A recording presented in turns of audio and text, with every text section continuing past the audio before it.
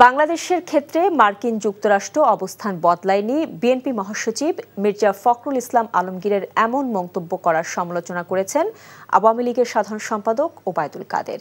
তিনি বলেন, মার্কিন সহকারী পররাষ্ট্রমন্ত্রী ডোনাল্ড লুর বক্তব্য পরিষ্কার। তিনি যে কথা বলেছেন এরপর মির্জা ফখরুলের বক্তব্যের কোনো মূল্য নেই বলেও তিনি মনে করেন। প্রধানমন্ত্রী শেখ হাসিনার স্বদেশ প্রত্যাবর্তন দিবস উপলক্ষে বৃহস্পতিবার দুপুরে রাজধানীর তেজগাঁওয়ে একটি এতিমখানায় সুবিধা বঞ্চিতদের মাঝে খাবার বিতরণ অনুষ্ঠানে এসব কথা বলেন তিনি।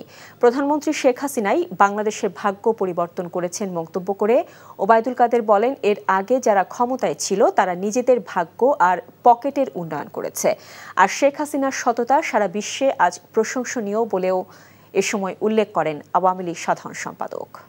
প্রশ্নের জবাব মিস্টার ডোনাল্ড লু তার বক্তব্যে পরিষ্কার, এটা আর বলার অপেক্ষা। যুক্তরাষ্ট্রে কথা বলেছেন অবস্থা, সেই অবস্থান ব্যাখ্যা করেছেন যুক্তরাষ্ট্রের একজন সহকারী মন্ত্রী।